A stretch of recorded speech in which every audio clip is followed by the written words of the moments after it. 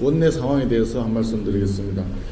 이재명 정권의 졸속적인 악법 강행 처리에 맞선 국민의힘 의원들의 필리버스터가 3박 4일, 4박 5일째 이어지고 있습니다.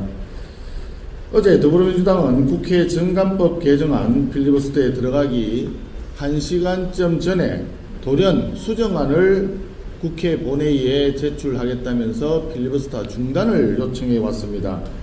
그런데 이 수정안이라는 것을 살펴보니까 개선이 아니라 개악이었습니다. 오히려 필리버스터를 해야 될 이유가 더 늘어났습니다. 당초에 본회의장에서 의결하고 국회의장이 고발권을 행사하도록 되어 있던 것을 법사위원회에서 의결하여 법사위원장이 고발권을 가지는 것으로 수정이 되어 있습니다. 우원식 의장에게 주려던 권한을 빼앗아서 추미애 법사위원장에게 주는 더 센 추미애법을 제출하는 것입니다.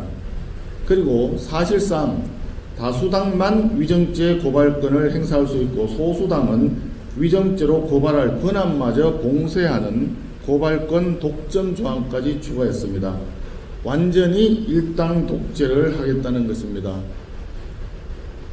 초등학교 학생들 학급회의도 이렇게는 하지 않을 것입니다. 입법이 애들 장난처럼 진행을 하는데 국회의 오랜 관행이자 굉장히 중요한 정신은 합의 정신이었던 것으로 기억합니다.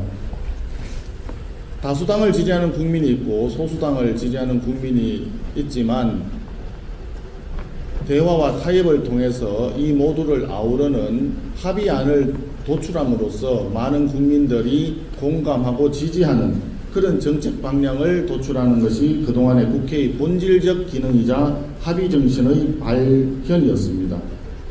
국회에서는 다수결 원칙이 중요합니다. 하지만 다수결 원칙 못지않게 중요한 것이 소수 의견 존중, 소수 의견 배려입니다.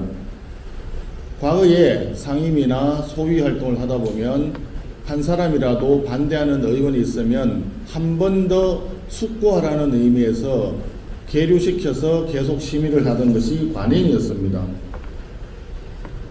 법사위에 숙려 기간을 두도록 한 것도 마찬가지 입장입니다.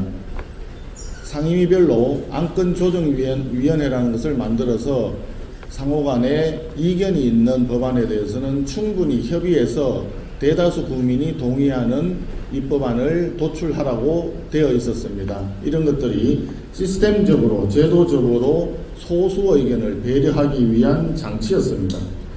그런데 어느 순간 더불어민주당이 절대다수를 점하면서부터 국회 내의 합의 정신은 완전히 사라지고 다수결만 중요하지 소수에 대한 배려나 존중은 아예 무시하는 것이 새로운 뉴노멀이 되어가고 있습니다. 교섭단체 간의 타협과 조정의 당사자가 되어야 할 간사마저도 선임해주지 않는 현실입니다.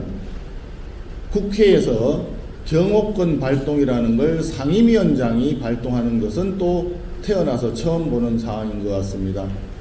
우리 의원 4명이 있었는데 무려 13명의 경위가 들어와서 우리 의원들을 에워싸고 강압적인 분위기를 만들었습니다. 심지어 그 중에 3명의 의원에게는 회의장에서 퇴장하라는 추미애 법사위원장의 명령까지 있었습니다. 사실상 지금 필리버스터를 지금 하고 있는 이유도 마찬가지입니다.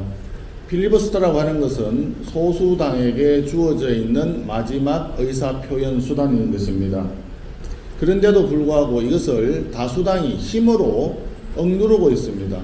처음에 몇 년 전에 필리버스터를 할 때는 소위 회기 쪼개기라는 걸 해가지고 필리버스터를 무력화시켰습니다.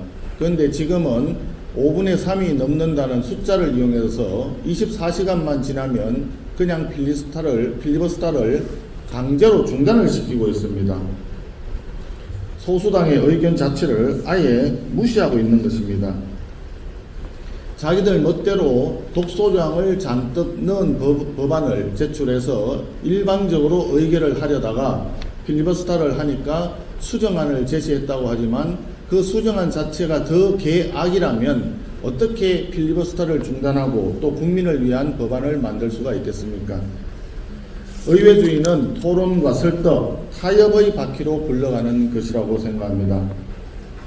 그동안 대한민국 의회가 국회가 문을 연 이후에 수십 년 동안 선배들이 힘겹게 쌓아 올린, 피와 땀으로 쌓아 올린 의회 민주주의 그리고 법치주의의 벽돌을 하나씩 차곡차곡 쌓아 올린 것을 한순간에 지금 허물고 있는 것입니다.